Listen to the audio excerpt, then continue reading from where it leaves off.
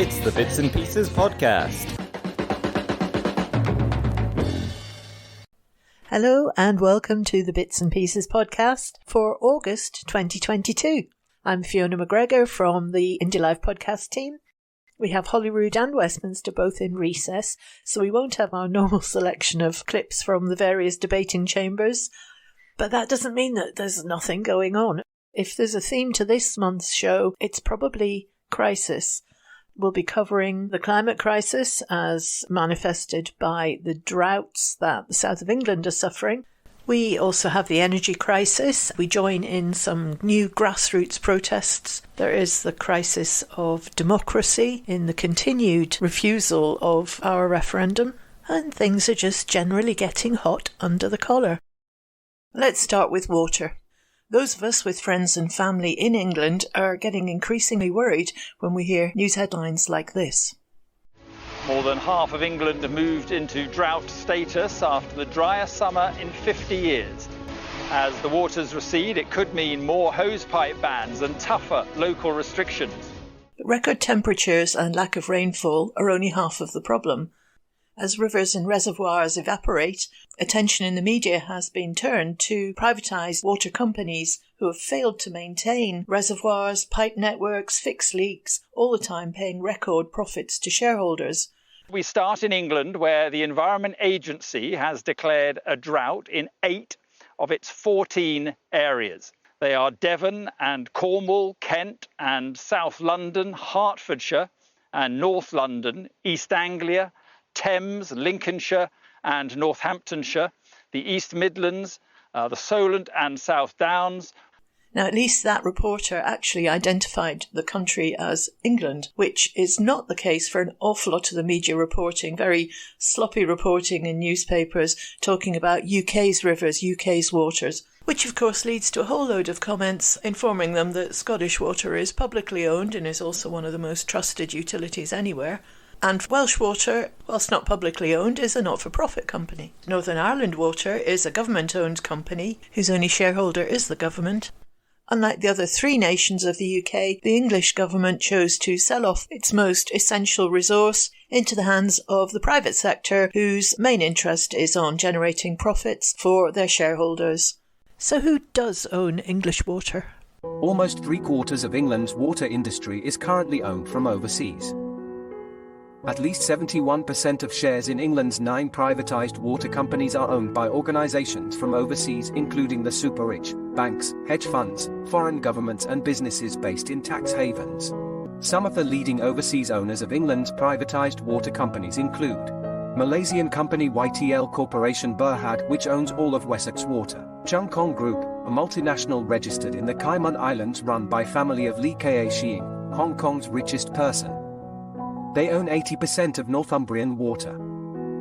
US hedge funds BlackRock, Lazard and Vanguard each own a stake in Severn Trent, United Utilities and Southwest Water. Between Germany's Deutsche Asset Management and US private equity company Corsair Capital own half of Yorkshire Water. 40% of Southern Water is owned by US investment company JP Morgan Asset Management. A third of Thames Water is owned by investment fund companies from the United Arab Emirates, Kuwait, China and Australia. Australia's colonial First State Global Asset Management owns a stake in Anglian Water, Severn Trent, United Utilities and Southwest Water.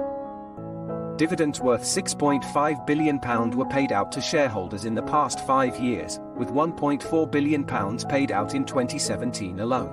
2.4 billion litres of water is wasted through leaks every single day in England. CEOs of the 9 privatised water company trousered a whopping £58 million in salary, bonuses, pensions and other benefits over the past 5 years. While shareholders pocketed these eye-watering sums, consumer water bills in England have increased by 40% above inflation since privatisation in 1989. And that damning summary came from Whiteboard Alex Gudgeon on YouTube. But we needn't get too smug in Scotland because that's also the situation for most of Scottish ports. And if you'd like to know more about that, have a look at one of our Mibby's Eye episodes called Who Owns Scotland's Ports? You'll find it on Independence Live's YouTube or wherever you get your podcast. But back to water. Thanks to Believe in Scotland's excellent infographics, Everybody now knows that 90% of the UK's total freshwater is in Scotland. So it was inevitable, really, that hungry eyes would be turning northwards. And the English government has quite a track record of appropriating other people's water. Just ask the Welsh. Westminster's run out of Welsh language-speaking villages to flood, because they already flooded the last one to make a reservoir to supply water to Liverpool that was never used. Not content with the 247 billion litres of water that Wales already has to give to England for free, which has been estimated to be worth up to £4.5 billion to the Welsh economy if we were just paid for it, Westminster now wants to spend £14 billion on a canal to ship water to the southeast of England. And they've actually discussed calling it the Great Boris Canal. And it's not just Wales either. There's talk that this canal could go as far north as southern Scotland. It's completely ridiculous. Wales should be getting paid that £4.5 billion for our water exports to England. And if more's required, great, pay for it. Or alternatively, you could always evict your villages and flood them, because that's a perfectly reasonable thing to do, isn't it? And that was from Cymru Luke on YouTube, and he makes a fair point.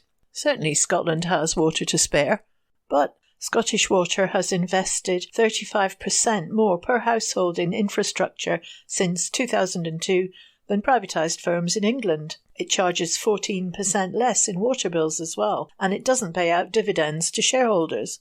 Here's an alternative proposal. Why don't we trade our water with England as an independent country? And as if drought wasn't bad enough, as I'm recording this, there is one of those torrential summer downpours. It is absolutely stotting off the streets, so you'd think this would bring some relief. But no, now there's an even worse consequence for beleaguered regions. Earlier there were thunderstorms, which Southern Water has blamed in part for the reason why they had to release waste into the sea. They said given the dry weather recently, the parched ground couldn't absorb the heavy rainfall and so their systems got overwhelmed. They also added that they're working to reduce the amount of rainfall entering the sewers by 2030. By 2030?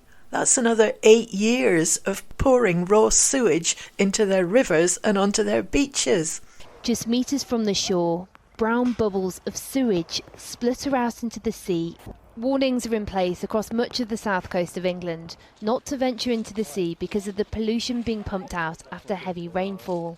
What's happening here is perfectly legal. Water companies are allowed to discharge into rivers and seas when there's a risk of pipes overflowing. But the criticism is that it happens too often, not just when there's been heavy rain, but light rain too, and that there hasn't been enough investment in infrastructure to stop it from being needed. Last year, Southern Water were fined a record £90 million after admitting deliberately dumping vast amounts of sewage into the sea across the south coast.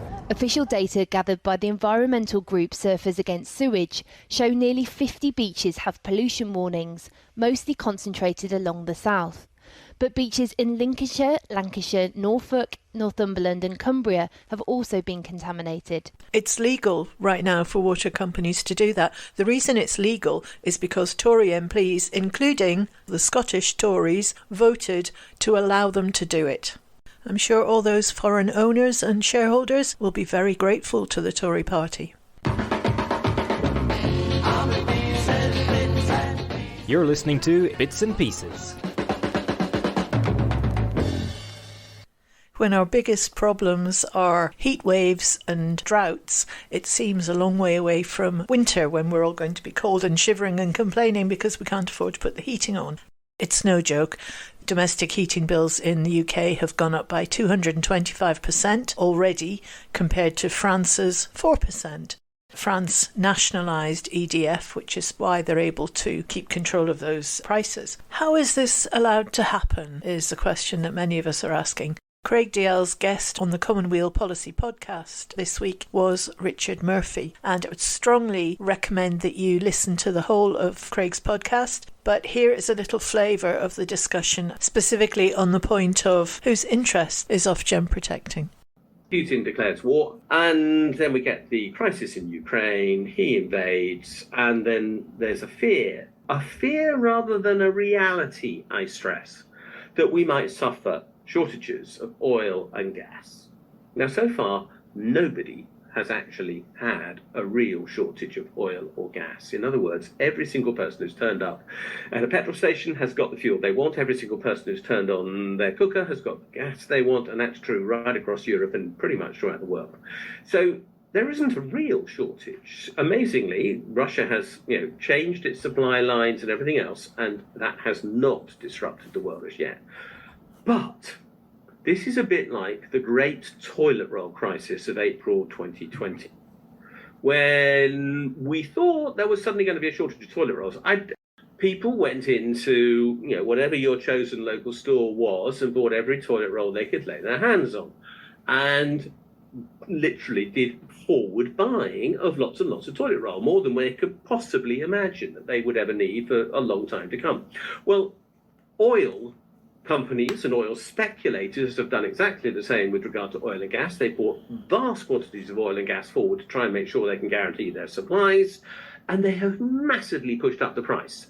We controlled the price of toilet rolls by simply there being none on the shelves. But actually, the future price of oil and gas is something which is actually not dependent upon real physical product. You're buying something that hasn't even got out of the ground yet. So people can push the price up. They have. And that's what's caused our inflation now. It is speculation in the price of oil and gas that is really leading through to all the other products. How much of this is also being driven by outright corporate profiteering?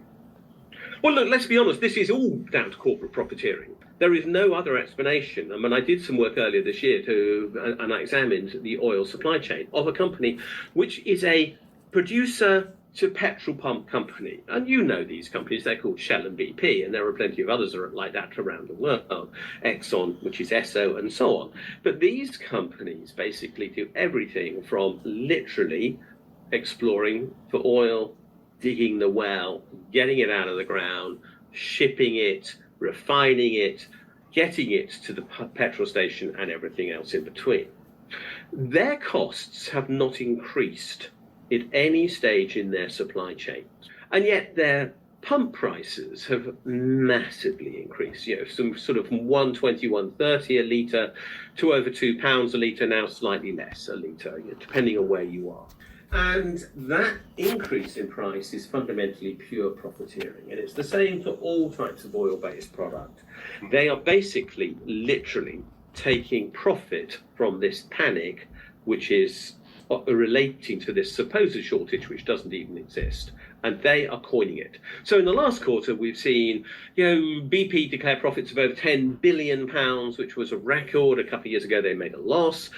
Shell has made a profit of something like the same order. Both of them are paying out more than £6 billion extra of dividends or share buybacks for their shareholders. They're not investing, despite all the guff that they talk about, in new green energy or anything else. They're simply flooding or shoveling the cash at their shareholders as fast as they can.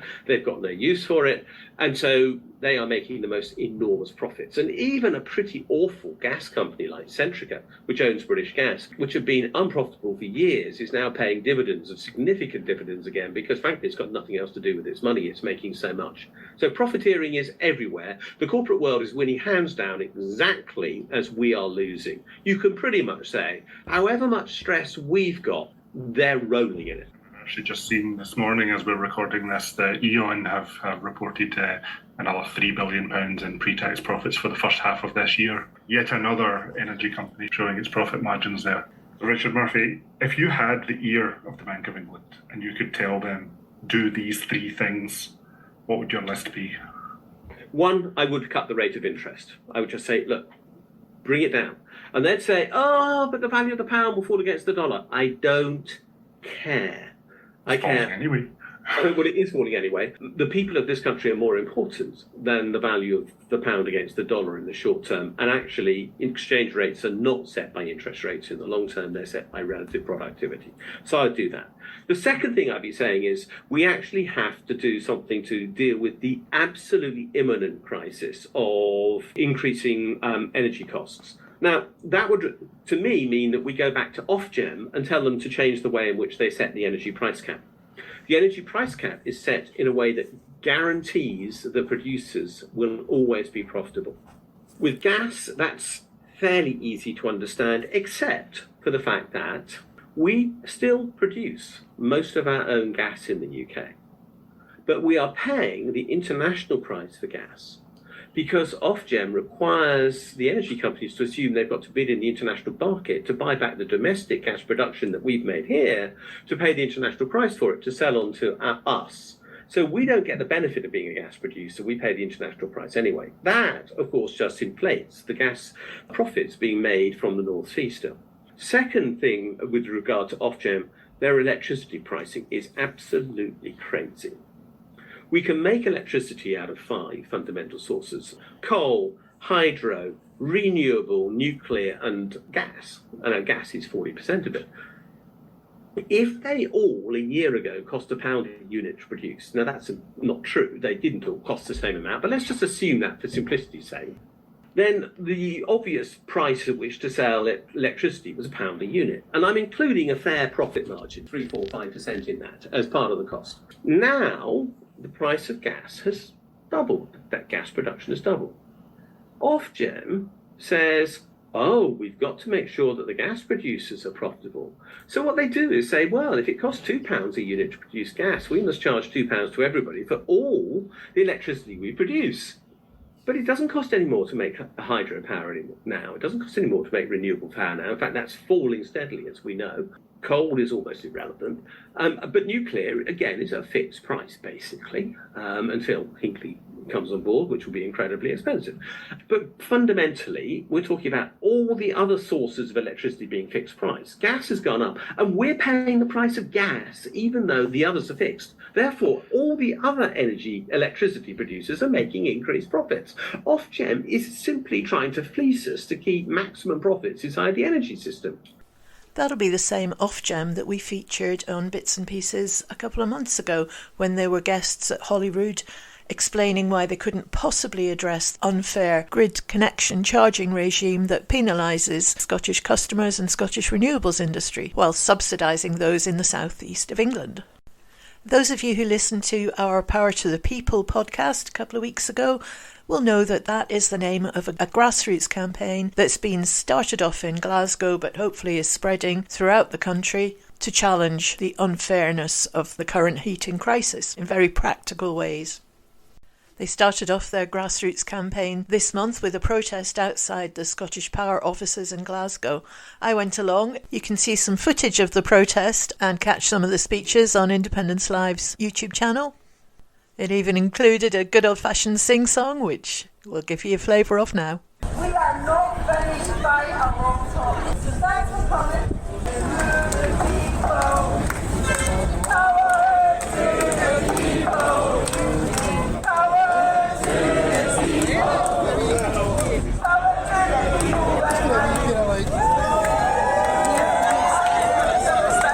Leading the singing there and leading the demo was Francis Curran, who's a member of Socialists for Scottish Independence. Now, Marlene Halliday and I interviewed Francis for our upcoming Indie Jigsaw show, which will be going out next week when we look at various ways of campaigning. Francis is definitely from the grassroots and a veteran of the poll tax campaigns. And here's a little taster of what's coming up in that interview. The energy market's a shambles. It's an absolute dysfunctional market. It's awash with public money. And every time something goes wrong or there's difficulties, then they just adjust it and they make it up. It's not a proper market. It's got billions of pounds of public money in it. Well, what's happening internationally and the price of gas, then we know that this isn't going to be resolved quickly. And if anything, the companies are just trying to manoeuvre themselves to continue to both make more profit and get public money to save them. This is not going to be a short campaign. So when you're in for the long haul, we're in for a year, 2 years down the line, defending people against what the companies want to do to them. That's going to take a really big campaign, a grassroots campaign. We need thousands and thousands of people to be involved in this campaign. And so you need to organise action like the Scottish Power demonstration in order to bring people together and begin to get a wider and wider circle of people who get involved in the campaign. On our social media coverage of the protest, there was a few comments came in on the lines of, why are you doing this in front of Scottish Power? Why not go to Holyrood or Westminster? So I put that question to Francis as well. So the energy companies, they just want to make profit for the shareholders. That's it. That's the bottom line. And that's who they're answerable to. So going to Scottish Power, their shareholders have had, last year, the Big Five made £7.7 billion and they paid it dividends. So protesting against Scottish Power is part of the campaign. The energy companies are not getting off the hook. They could implement a price freeze. What reserves do they have? They should have been putting money away for a rainy day. Their shareholders are the richest people in the world. Every year they make more and more and more money, no matter how much we pay. So we were saying to them, you need to take the hit. The other thing about Scottish Power was we want the late fees cancelled. It's money for nothing. £10, £20, £33.95. And handing over a debt collector. It's an industry. So we want them cancelled, and we actually think we can win that. And the other thing is we want no forced prepayment meters. And we also want a lower tariff on the prepayment meters. Yeah, so absolutely. We've got 3 demands, and 2 of them immediately Scottish Power as a company could implement tomorrow. So that was one of the reasons we went to Scottish Power. Holyrood is a bit of a different kettle of fish because energy isn't devolved. And I'm not letting the Scottish Government off the hook because they've not come out and said they're in favour of a price freeze. One of the areas where the Scottish Government can intervene, and it'll come to this, is when it comes to debt, because loads of areas of debt are devolved. And we want the Scottish Government to use their powers to protect ordinary people against big companies who are chasing them for money, which is a multi-million-pound industry, just ripping people off who've not got enough money.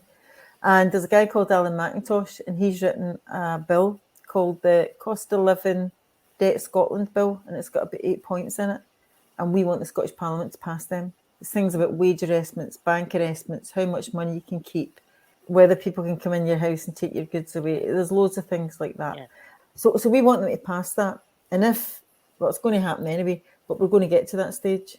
If you're going to intervene in this at all from the point of view of Nicola Sturgeon and the SNP, then that's the place to intervene to protect people. Yeah. And then we'll be able to see whether they're on the side of the big companies or they're going to be on the side of the people. So we would go to Holyrood for that. And as for Westminster, I mean, is there any point going there anyway? I mean, seriously? Well, at this stage, they're not going to listen. I think what's going to make Westminster sit up and listen is if there's protest across the country. Yeah. Instead of going to Westminster, we need mass protest. We need pensioners to protest. We need young people to protest. We need women to protest. We need everybody to come onto the streets. Will that happen before the 1st of October? I think in Scotland, we'll be able to bring pressure to bear. And having whetted your appetite for a bit of rebellion, you can hear the whole of that interview on our podcast next week. You're listening to Bits and Pieces. In this next section of the Bits and Pieces podcast, we're going to be looking at the response to these various crises, and it does feel as if there is a growing anger on a lot of different fronts. One person who has really cut through is Mick Lynch from the RMT, and he stars in a video with a lot of different unions called Enough is Enough. We're just going to start off this section of the programme listening to that. People are fed up with the way they're treated at work. We need to turn that mood into real organisation on behalf of the working class. Enough is enough. There's always another crisis, and it's always workers who pay the price. We've suffered the biggest pay squeeze in history, and workers become all about working harder and faster for less. And now they want you to pay for it all again. Well, it's time somebody else paid the price. Things can't go on like this. Record profits for big business, record number of billionaires, record wealth for the top 10%. But life is getting harder for everyone else. You always make the sacrifices, yet they always reap the rewards. None of this is inevitable. It's a political choice, your need or their greed. So it's time everyone in this country who's got a rotten landlord, who's got a low wage, who's got in-work benefits, who's going to a food bank, who can't get a doctor's appointment, who can't get housing. It's about time we all stood up together and said, enough is enough. This cost of living crisis affects us all. This is not just about rail workers or cleaners. Posties, engineers or call centre workers. Or nurses, or teachers, or firefighters. It's about you and every workplace and every community across this country. It's time for a campaign that draws the line. It's time to say enough is enough. Fair pay, affordable bills, enough to eat and a decent place to live. These things are not luxuries. They're your rights. This is a campaign to bring people together. For a real pay rise, to slash energy bills, to end food poverty and for decent homes for all, and to finally tax the rich and big business. If you agree, share this video, spread the word. And sign up today at wesayenough.co.uk. We can't be divided. We need everybody campaigning for a better deal. We will be organising rallies, we will be forming community groups, and we will be on picket lines. We're going to be standing up for ourselves. We're going to fight. We're not all in this together. We never have been. The people that are in this together are working class people who've been mugged for far too long. It's time to say enough is enough. Enough is enough. Enough is enough. Enough is enough. Enough is enough. It's time to channel anger into action. Turn anger into action. Well, that is the aspiration, isn't it? But if you do, be prepared for a furious Tory media-led backlash which attempts to deflect all attention onto the protesters rather than the reason they're angry in the first place. Classic gaslighting by the state media, backed up in Scotland by all the unionist parties. And of course, the first casualty of such an approach is the truth. The Tory leadership hustings rolls on. It seems to have been going on for about 200 years as two inadequate candidates try to out-Thatcher each other to see who can dive furthest to the far right. It's horrific.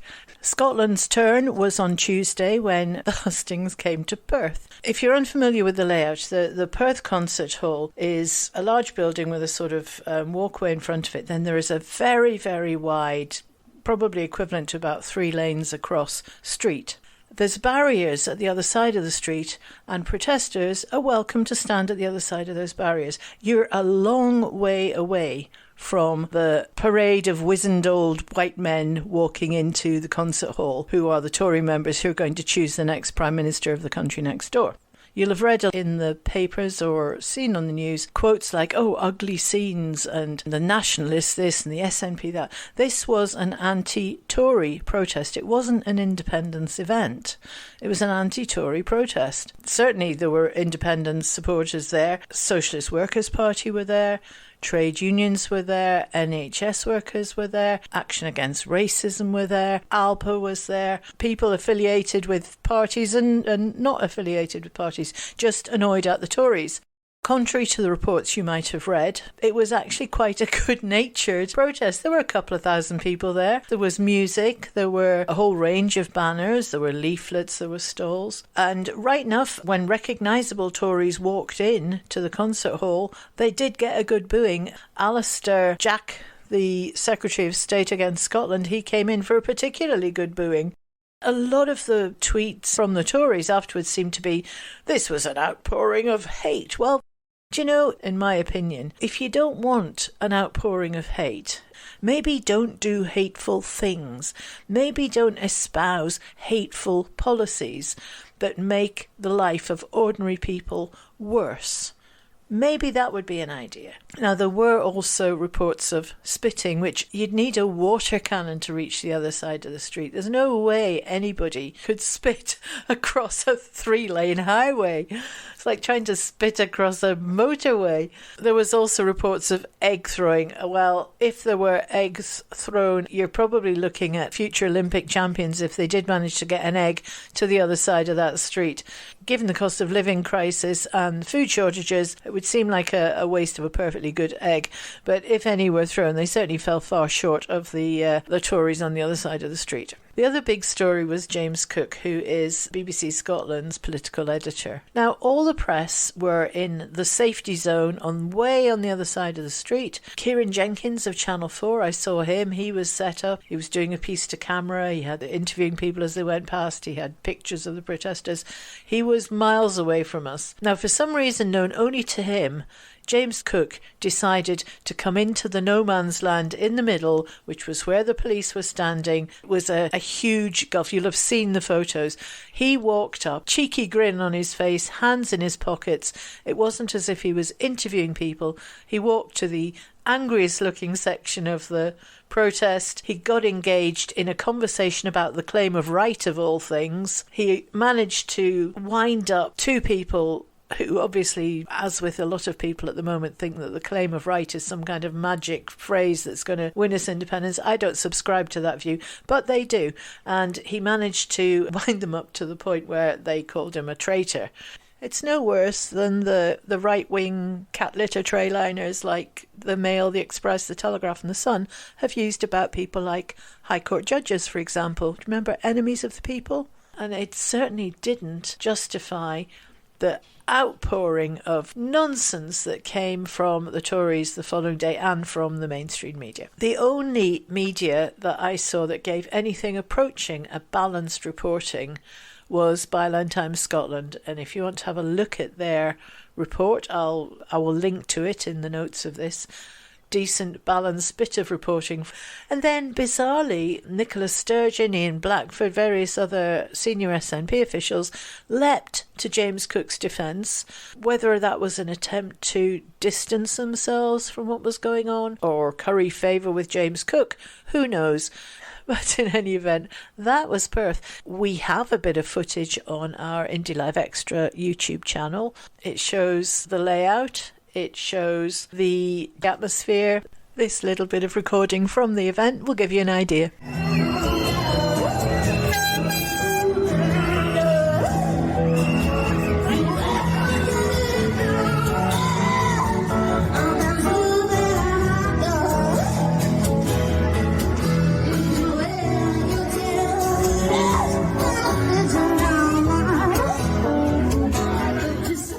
This is Alistair Jack walking in, and you can hear boos and shame on you, which for somebody who consistently votes against the interests of Scotland seems fair comment to me.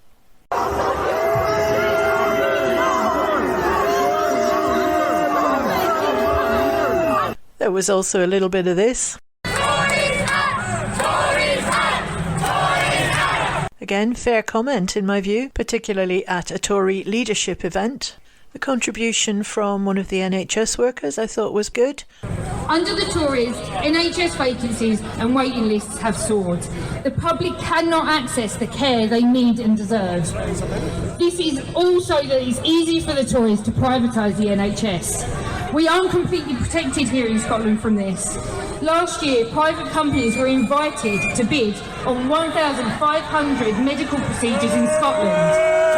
This was not an independence event, but I thought, ironically, one of the best speeches came from William Duckett, who is involved with the Perth Yes Hub. His speech was impassioned, but it had some humour in it as well, which would have left the audience in no doubt as to how he felt. As you have probably gathered, the seam of talent in the Tory party runs horrendously shallow. And from a field originally touted as highly diverse, but actually all sharing the same depressing characteristics of being wealthy, privileged, totally out of touch with ordinary people, and wannabe Thatcherites. We're down to the last two vacuous charlatans, and we still haven't seen evidence of the barest Scooby in either of their minds about how to deal with the cost of living crisis that's already beginning to engulf us all. Those of you with even short memories will recall that we were here 3 years ago in exactly the same place when the helicopters buzzed overhead as we watched the serried ranks of Scottish Conservatives trooping into Perth Concert Hall to select the 2019 version of a growing line of Prime Ministers to be foisted on us. That time, they picked the laziest, most mendacious, duplicitous, unreliable, useless, dishevelled sack of garden fertiliser you could possibly imagine. Great call, guys! And now, here we are this evening. Who in their wildest dreams would have guessed that now they'd be standing on the threshold of selecting someone even worse? And this is Scotland in microcosm. Politics being done to us without our consent, with zero benefit to us by a small group of people who don't represent us in the interests of a party we haven't voted for in my entire lifetime, and I am old. Thank you very much.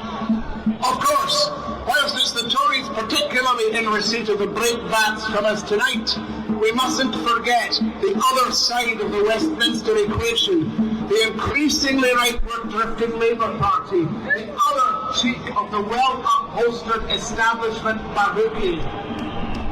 Anyone who's recently sniffed the air in North Lanarkshire will know how causally and noxiously Tory and Labour councillors will work together to thwart the intentions of local voters. Both of those parties and their occasional enablers, the Lib Dems, have but a single response to Scotland's wish to decide its own future, expressed in election after election. No, you can't. We will elect you. You're ours to do what we like with. We no longer hear any case for the Union. That has ceased to be. It has shuffled off its mortal coil. It's gone to join the choir invisible. But so, along with it, has the Project Fear that in 2014 we were constantly getting slapped around the face with. Now we can and we must clearly articulate the argument that any and all risks attached to Scottish independence are heavily, heavily outweighed by the drawbacks of staying in this toxic union. I bet you that even some of the Tory electors going into the concert hall tonight know this in their heart of hearts.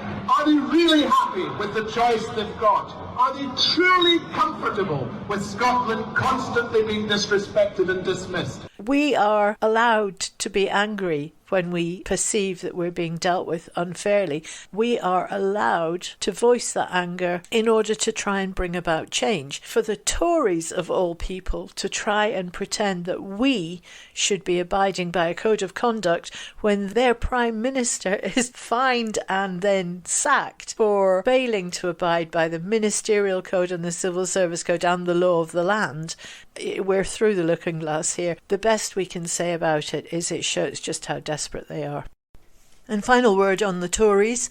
When they're creating a performance in one direction, it's always wise to look in the opposite direction and see what they're trying to hide. Such as a whole load of reports on various very important aspects of the welfare state.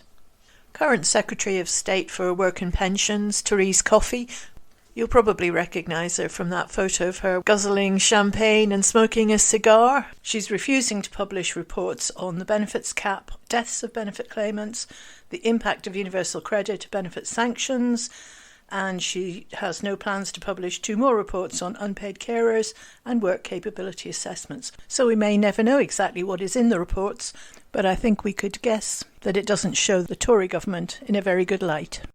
So as the removal vans thunder down Downing Street with who knows what in it, probably lots of steamed off rolls of gold wallpaper, who knows, angry chanting from behind the safety of a barrier is the least they deserve. You're listening to Bits and Pieces. For the final section of our Bits and Pieces for this month, we're going to turn to our old favourite, the democratic deficit, the crisis that is the failure of the Westminster government to recognise the democracy of Scotland. And we are getting a lot of support from Europe, other parts of the UK, including England. Our issue is with the Westminster government, not the people of England. All of us have friends and family in England. Unlike in 2014 when they were lining up the celebrities to beg us to stay with them, this time round I think there is a much wider understanding of why we want to be independent. I think they also generally appreciate that promises made to secure the no vote have not been followed through on. I think they get that. Earlier on I mentioned Byline Times, independent journalists. They also have a podcast, TV show and a YouTube show. They devoted their show one week to Scottish independence. Once you get over the slightly strange experience of 2 English journalists in the country next door discussing our referendum, they actually had quite a good understanding of most of the issues and made some good points. So here is a little bit of the conversation. Peter Duke's first guest was actually James Dornan, who set the record straight on a couple of very basic points that probably had everybody in Scotland screaming at their TVs, but always worth repeating to make sure these points are understood. But I imagine that from all the polling that Boris Johnson has alienated Scots as much as Margaret Thatcher did, if not more. Is there a sort of window here for independence, which there might not be in 4 or 5 years' time with a Starmer government? I don't really believe that's the case. I can't argue about the fact that Johnson has been a godsend. He's one of our best agents, and I think he's doing a great job for the cause of independence. But the fact is that when we got elected, we said we would have a referendum in the first part of this Parliament session, and that's what we're doing. You know, it seems that we're being criticised for upholding our manifesto pledges. And that's an unusual way for people to behave towards a government. So that's what the timing is about. Johnson and the shambles of the Tory party, they're just added bonuses to what is an exceptionally good case in the first place. And that perennial favourite, once in a generation. The talk was that this subject wouldn't be raised again for a generation. We're now at 9 years on, I assume. What's changed to make this another generation? Okay, the generation thing was a comment by politicians. It's the same sort of once in a generation that you get before every election. This is your once in a generation opportunity to kick the Tories out, to kick Labour out, whatever the case may be. And that's the context of the once in a generation. It's not that long ago that Boris Johnson said he would die in a ditch before he would change the Brexit deal. And yet I'm sure that I saw him on the television just recently. So these things are said in the context of campaigning, but there was nothing on the Edinburgh Agreement that talked at all about once in a generation. It's a red herring used by our opponents to try and say that there's no legitimacy about the people of Scotland having their democratic right. Anyone who believes in democracy can subscribe to the view that the Scottish people have asked for a referendum because under our parliamentary system, and the parliamentary system in Scotland as well, the party that is in government and who have two parties in government that have a majority of seats, their manifestos asked for a referendum, and that is what they must have. They must be free to implement their manifesto commitment. Now, you can't change the goalposts and say, well, 50% of people didn't vote for pro-independence parties, because 50% of people didn't vote for pro-Brexit parties. In the 2019 election, 53% of votes went to pro-Remain parties in 2019, but that wasn't a sufficient mandate to have a new referendum, because that's not how the system works. The Conservatives won a majority, and everyone could agree that Brexit had to happen after the 2019 election, even the most fervent of us Remainers. What happens after is obviously a different matter. The Conservatives had a mandate to govern, and they had a right to implement their manifesto after 2019. And in the same way, it is simply untenable for Scotland to be denied, or the Scottish people, the Scottish Government, the Scottish Parliament, to be denied a referendum when that has been an SNP manifesto commitment in the last 4 national elections. In 2021 in the Scottish Parliament elections, 2019 general election, 2017 general election, and in the 2016 Scottish Parliament election, where Sturgeon said, if there was a material change of circumstances, such as a Brexit vote, then we would want to hold a referendum. And so that's 4 elections that the SNP has had an independence referendum in its manifesto, and it's won all 4 of those elections. Now, what more do the Scottish people have to do to ask for a referendum? Under the system, what more could they have to do? And if they don't have the right to ask a referendum, then what are we actually saying about Scotland's right to self-determination? Is there any legal right to secede from the Union? And if not, then this is not a union, it's a prison. And I think we have to be very, very honest about that and open about it. And Sunak and Truss are both continuing this completely anti-democratic policy whereby one person in Downing Street can overturn the wishes of the Scottish people and dictate the policy agenda of the Scottish government. Can they? I mean, is this a question of politics, that it's wrong and it won't sustainable, or is it a question of legality? Has Downing Street the right to deny or stop a second Scottish referendum? Well, we'll find that out, because that's obviously what the SNP Scottish Government is hoping to determine in the Supreme Court case. we'll find out what the position is. And obviously Sturgeon said the backup is to treat the next general election as a de facto referendum. Right. So either way, the Scottish people will have to have their voices heard in some way. But I think we do need to, in the same way that we followed legal procedures to leave the European Union under Article 50, there has to be some kind of mechanism within the Union for one of those nations to secede. Otherwise, in the way there is for Northern Ireland, under the Good Friday Agreement. So there has to be a way for Scotland to secede if the Scottish people decide that's what they want to do. Another supporter, Mick Lynch, who we referred to earlier on in this podcast, unlike the Labour Party and the Scottish Labour Party, both of whom seem to think it's okay to keep Scotland prisoner, Mick Lynch had a refreshingly different take. Well, the future of Scotland and its constitution is a matter for the Scottish people. I'm not going to come to Scotland and tell people what they should do, and that's a matter to be decided democratically through all the means that the Scottish people have through debate. And if that means a referendum at the end, that's what will happen. But it's got to be the will of the Scottish people that's expressed, and it's not for me to come up from London and wade into that debate. That's for Scotland to sort out, and I'll be happy to assist in that in our union. We did that before on the last referendum. But we're a democratic union and we'll go with where democracy takes us. And Gavin Esler weighed in as well. Boris Johnson did something quite remarkable. He managed to irritate not just nationalists in Scotland, nationalists in Northern Ireland, nationalists in Wales. He managed to irritate the unionists as well.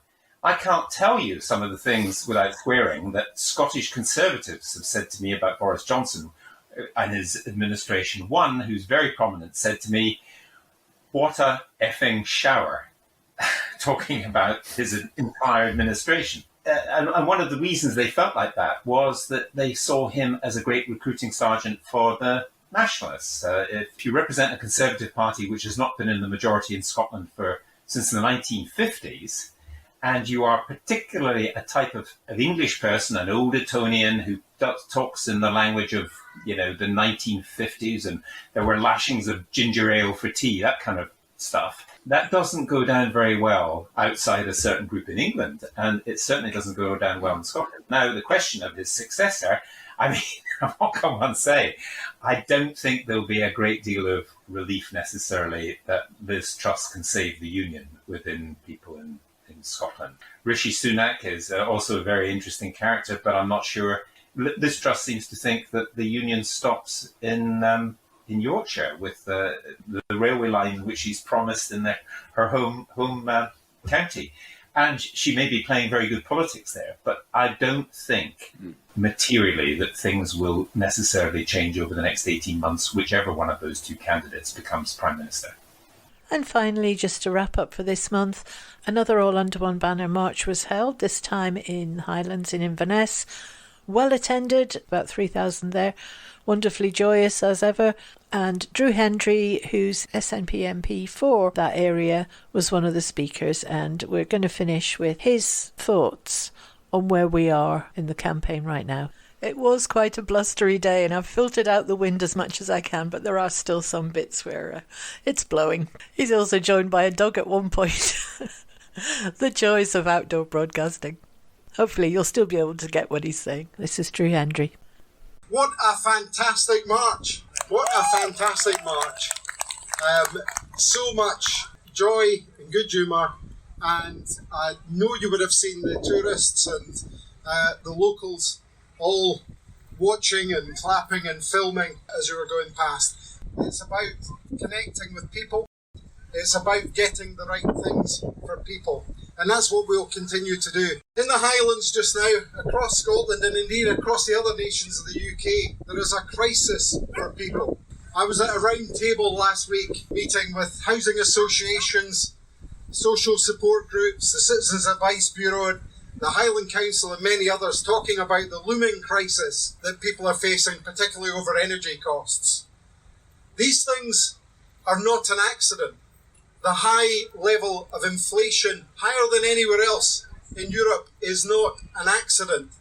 That's a matter of design. It's a matter of choice. It's a matter of the choice that's been made by the people that are running the government in Westminster. And it is not good enough. It's not good enough for anybody. It's broken for everybody, but it's certainly not good enough for Scotland. We stand somewhere that produces 325% of the electricity that we need from renewable sources. And yet we've got people terrified about the bills they face and people already suffering. It's not good enough. And we must be able to change that. We must be able to go forward. And for those people that seek to deny your democratic right, for those people who say you cannot choose a better future than the one imposed on you by self-serving people at Westminster, we've got to say, that's not for us. We've got to say, we have got a better choice for the people of Scotland. And we've got to get the message out to everybody in Scotland who are growing in their number and understanding that there is a different way ahead, there is a better choice for our people here. But we've got to get that message out over the next year to say to people, this is Scotland's time to make a difference. This is Scotland's time to take charge of its own affairs, to make its own decisions for its own people, to make different choices for our families, for our neighbours, for our friends, for our children and for our future, so that we're not left with a toxic legacy that's been produced through Westminster. And you are doing a great job through the engagement that you bring forward in order to do that. By speaking to your neighbours, to your friends, to your family, and indeed by speaking to those people who don't agree with you in a calm and measured way, in a friendly way, seeking to persuade.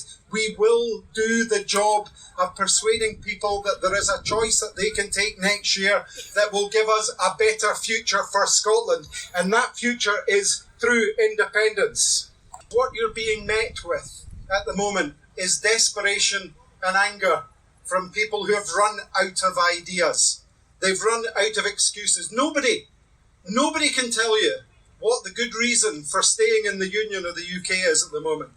You ask Tory MPs, people who've had years to think about this, and they cannot come up with the lines. They say something vague about stuff that you would have had to do anyway during the COVID crisis about vaccinations, and they tell you a lot of fluff. It's all nonsense. They could have done that within Europe, and yet they made that choice to take us out.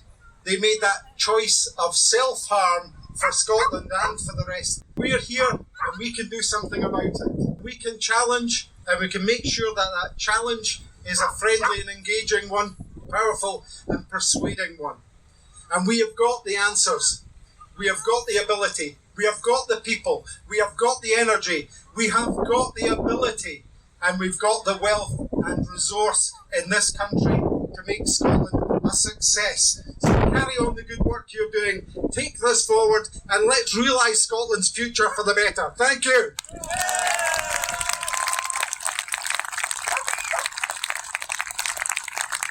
So that's it for this month. Parliament will be back in September, so no doubt it'll be more business as usual for the September episode. In the meantime, on the 2nd of September, we have the latest of our Indie Jigsaw show, which is our YouTube show and podcast. This time looking at different kinds of lobbying and campaigning. Very interesting discussion. Our guests are Grant Tom, Francis Curran. So as the campaign ramps up, here's different ways that you might want to think about how to approach it. We've gathered together some ideas, including even tips from Rob Shorthouse, who claims to be the guy who won the No campaign. How did he do it? We share that with you on our show, which is out from the 2nd of September. Thanks for listening. Bye now. You've been listening to Indie Jigsaw Bits and Pieces.